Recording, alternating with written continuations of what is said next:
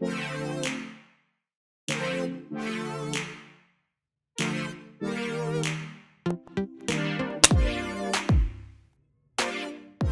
is up guys, graphics in here again. In today's video we're doing an image breakdown.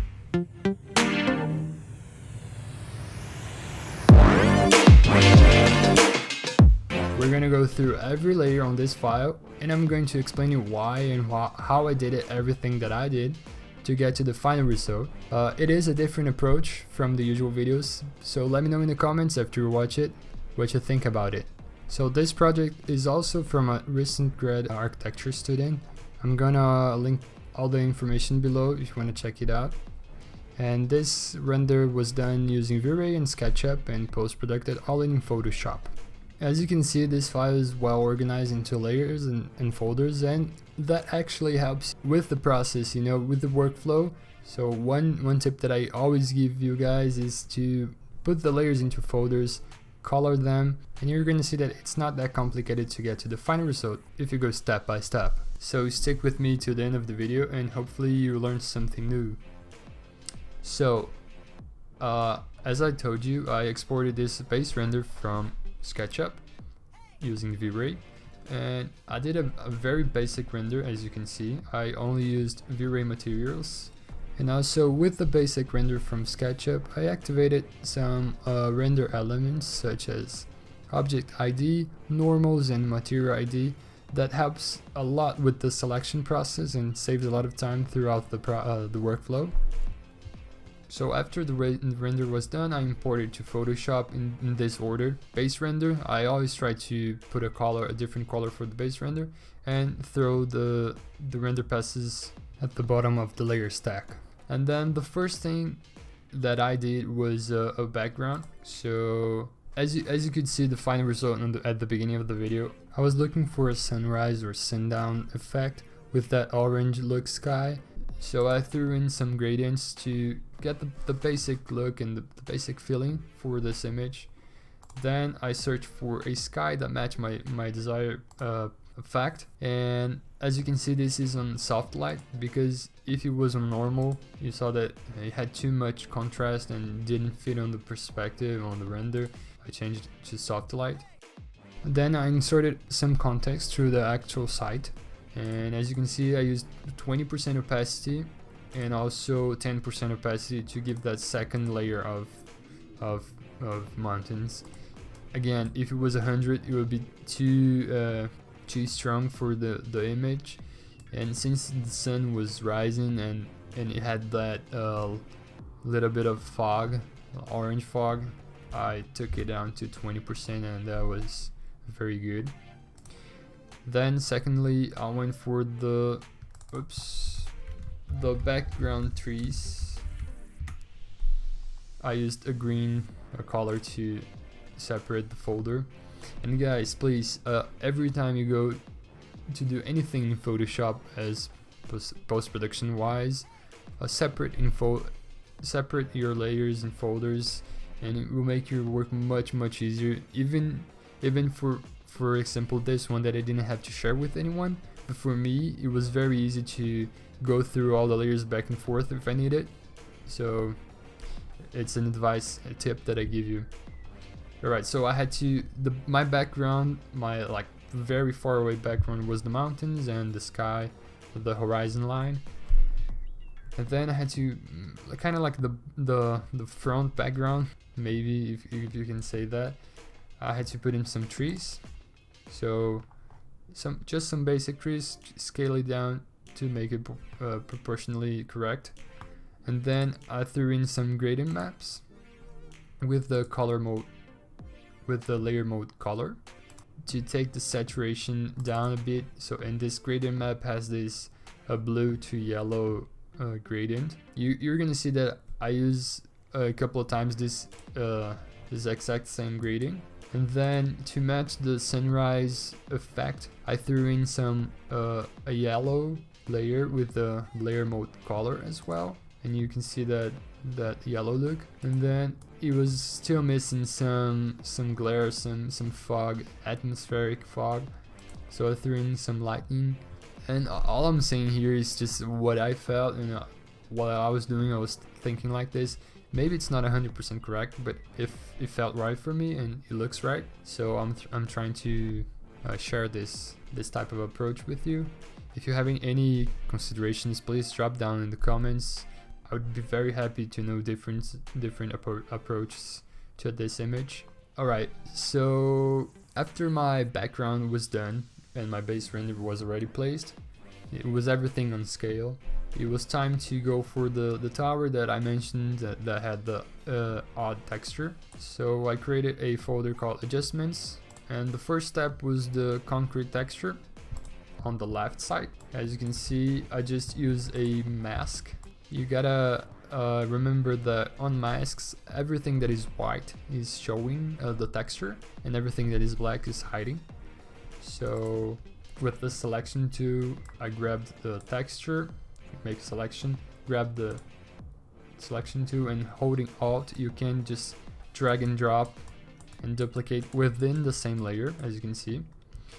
And it doesn't matter if you make a mask, because the mask will mask it out. And then after this was done, I wanted to color grade, so I threw in some hue and saturation and took that a bit down to the lightness and saturation to match the perspective. And then was time for the right side. So again, I took the same texture, just duplicated, and as you can see, and used the masks to sort it out, the hue saturation to color grade it, and grab that sunrise color that is reflecting on the concrete texture. And as you can see, the shadow here is missing, so I created a new layer, and using the shortcut Ctrl-Alt-G, as you can see, you can clip it down to the folder. So I paint it with a very soft brush with it has that blue tint that I'm adding to the shadows. And as you can see, if I take the Ctrl-Alt-G shortcut off, it's very messy and not very precise. And that's the good thing about the shortcut, because you can just go ahead and paint in everything, and it's gonna be masked and you don't have to worry about it. Alright, so our tower is done. It's time to go to the floor. As you can see, the floor is very pale and it doesn't have much interest into it. I know that I can do that in V-Ray and in SketchUp and just set up there and render, and it was gonna be done. But in my experience, it's very hard to have a very soft, a very dimmed, faded floor. So the goal here was to draw attention to the building and not to the floor. So I rather do that in Photoshop and post-production than in the render engine. I'm gonna show you how I did it. So the first step was to put the concrete floor in the multiply layer mode. As you can see, the normal mode is just like that, and then I put it into the multiply. Don't forget that since this is in perspective, I'm gonna show you how I did it. Like, for example, I grabbed this concrete texture here, this one, and then scale it up, right click it and rasterize it, grab the selection tool, and using the marquee, the move tool, hold Alt and duplicate it just like I showed you before. And then it's just an example, right? And then after you're done, you can Control T using the Control, or right click it and then go to distort. You can pull that down, pull that in, and kind of go back to free transform, and maybe show that like it's in perspective. It doesn't have to be very precise. As you can see, mine isn't. Alright, so after you put in multiply mode, I also used masks, because as you can see, it was on all of the canvas, so no worries. Use a mask to fix that up. And then as you can see, it was very dark on the floor and it didn't match the values of the image, so I used a brightness and contrast, and also it had a slightly red tint to it, and so I used a hue and saturation to take that down as well. In the project, as you can see, there's this line and there's a road passing by here, and it's like a pedestrian mix to use the road type. So in Photoshop, using a basic brush, I added these road lines just to mark that up. The intention wasn't to draw too much attention to it, but just make sure it was there so that he could use in his presentation. And then, as you can see, I also added a mask to the folder to maybe fade a little bit of this information around the edges and around the foreground. All right. So the foreground was done, the background was done. It was time to go for the lightning. As I told you, I wanted the scene to be in the sunrise, sunset, whatever, but to have the glare, that light coming out of the windows. So the next step was to add the lights. So I created a folder just for the lightning, The first step was to remember that I told you about the gradient map that I used. Here it is again. Well, I copied that into this folder and threw in some soft light layer mode. Look the difference between normal and soft light. I use this very often to bring the shadows on the left side to a blue tint and the highlights to this orange yellow type of tint. Then I had to light up the windows to show that the building was full of lights. Yes, I could do that in SketchUp and V-Ray, but just like I mentioned in the last video, I didn't have much time to make this image, so I did it very basic, not to lose time during the render process. So again, I rather do that in post-production than in V-Ray because it takes much less time and it is easier to control the final result, the final effect.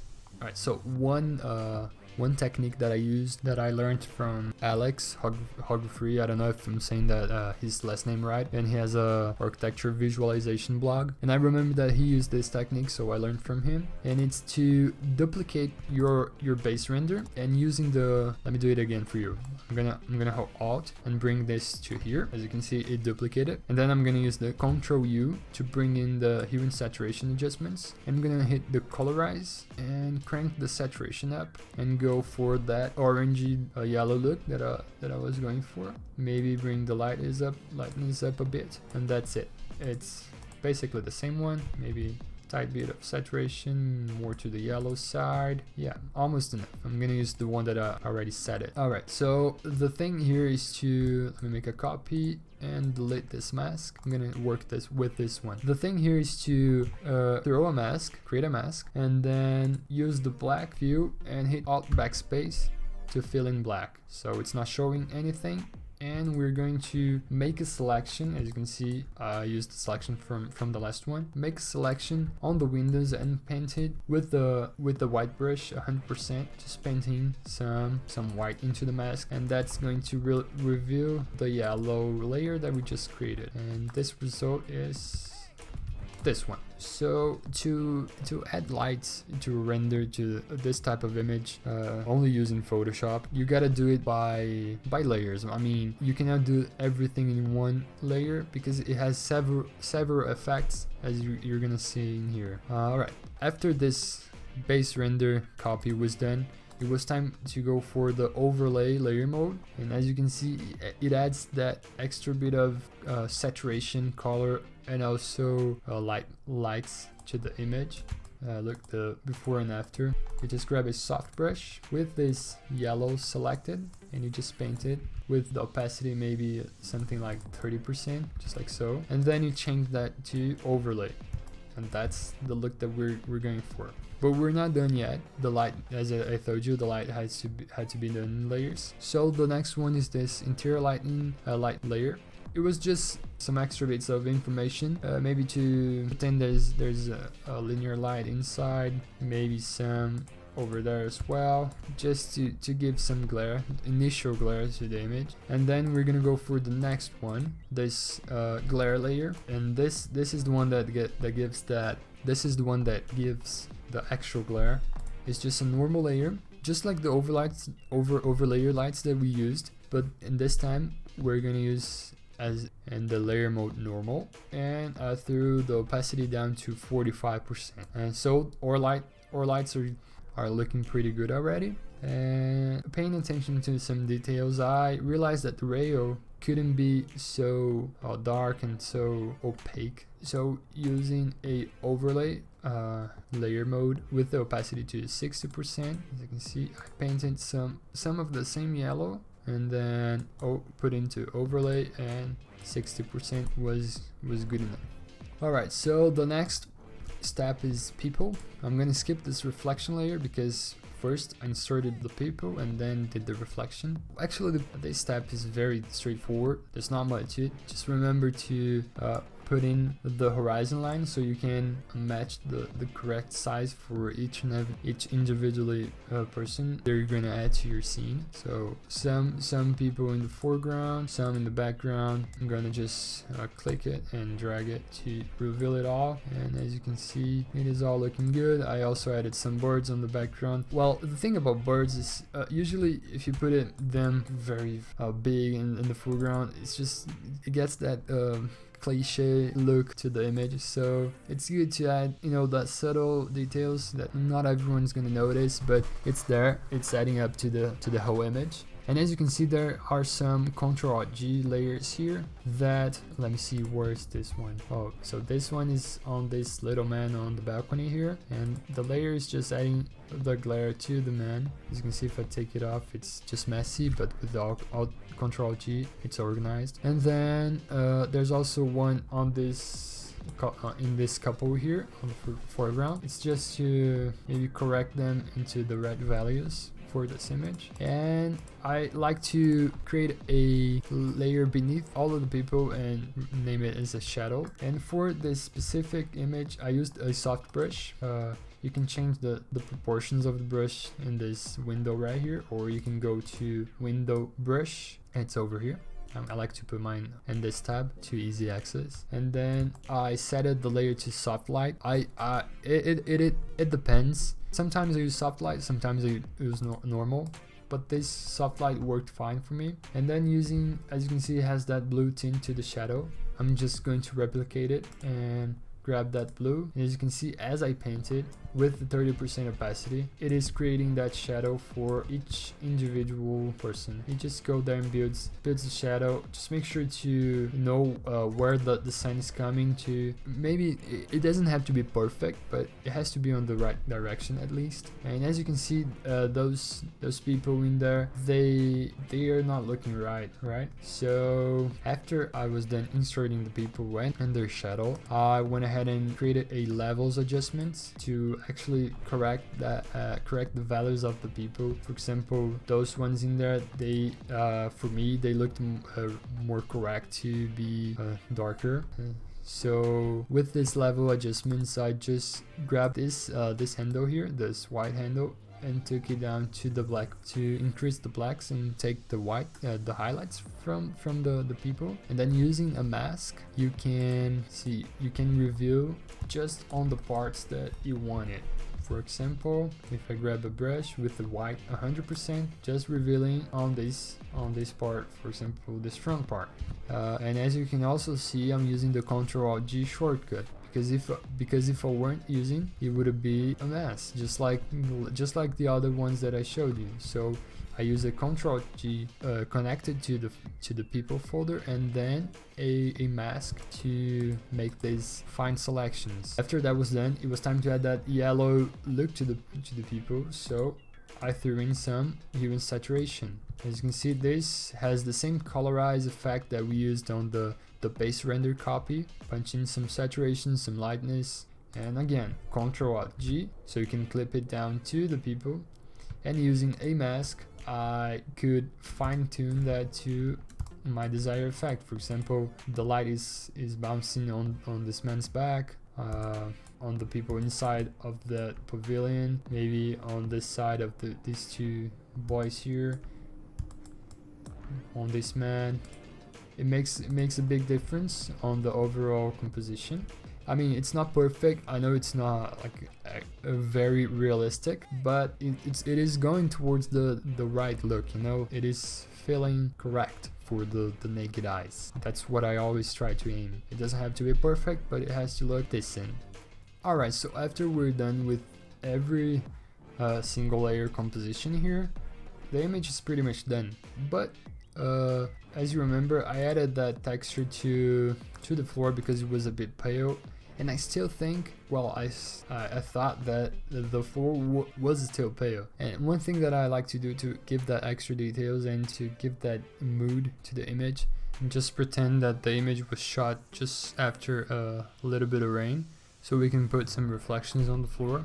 After you're done, you go ahead and create your reflection folder. So create a layer, Ctrl+Shift+Alt+E, and then you have your image done, applied here on this layer. Go ahead and hit Ctrl+T, flip vertical, and hit OK, hit enter. You can drag it to maybe take the opacity a bit down and drag it till it matches kind of like the floor is a mirror, and then you can bring the opacity up again. Alright, after you're done with this step, you go ahead and hold Alt and click on the layer mask, and that is going to create a black filled mask that is hiding everything. And we're gonna grab a brush, just like the one that we used on the shadows, and that brush is going to help us, like with these proportions, you're going to help us to create these puddles. To show the reflections that we are aiming for. I'm using that soft brush with a 30%. I don't know why, but I always use the 30% opacity. And as you can see, it's already looking pretty good, right? I'm going to activate the one that I did for this image. I took some time to make good composition. Alright, so after the puddle were done, it was reflecting everything but the people, right? Then we're gonna do the same steps that we did with the applied image to make the puddle. We're gonna go Ctrl+T, flip vertical, and then drag it to the puddle. You can match the correct perspective if you wanted to, using like the distort that I showed you, and then confirm it. And then after you're done with all the people, you can just, as you could see, Ctrl+Alt+G, and that's done. It already flips to the layer beneath it, which is the puddle. I'm gonna turn on everyone. As you can see, those were the ones shown on the puddle, and then you just hit Ctrl+Alt+G, and that's done. And delete the one that I did. And alright, so we're done with the whole image. And if you follow us for some time now, you probably know that I like to give that final touch after all the composition was done. So again, I create a new layer and then go Ctrl+Shift+Alt+E, Ctrl+Shift+E to apply this new image, to apply this image to the new layer, and then go to filter and camera raw filter. And this filter gives the option to warm the temperature because it was too cool for the sunrise or sundown that I was going for. So I went to the yellow side, maybe the tint a bit to the purple here, the magenta, and then you can also play with the exposure, contrast, highlights. If I were you, I would take some time to get to know this filter. It can do magic for your final result for sure. And after you're done, just hit OK. As you can see, it already looks pretty good enough for and after. Maybe the highlights are a bit too bright, no worries. And then I'm gonna go after to this Topaz Labs plugin. You can use any plugin that has micro contrast and vibrance and clarity, but I found this one, it suits my needs, so I stuck to it. And I used this Cityscape 2 on the architecture collection, and this is the original and this is the final result. As you can see, it adds that extra contrast, extra details that actually they were there in the image, but they were just not strong enough, and this plugin helps to emphasize those properties. And just hit OK when you're done. Alright, so I'm gonna show you the final result that I did during the post-production process. I took more time than I did here to get the best result. Just like I told you, I thought the exposure was a bit too strong, so I did this one, and I also thought that the tower was a bit too bright, so I created a mask and just hide it, the tower, just a basic mask out. And so this is before and after, and as you can see, we've come a long way from the base render. Those are simple steps. I mean, if you go step by step, like just do the overall adjustments, maybe correct some textures here, then add the correct shadow, and then maybe the floor needs a bit of a repair fix, and then you go for the lights, and then you go for the people one step at a time. Just focus on each part, and as I told you, this is not realistic and then perfect, but it looks right, you know, and that's good enough. Alright guys, so this is it for this image. I hope you learned something in this video. I know it was a bit longer than usual. As always, subscribe to the channel if you haven't already. Leave a like if you enjoyed the video, and if you've got any questions, leave in the comments down below, or hit me up at or Instagram ou.graphics. And until next time, bye!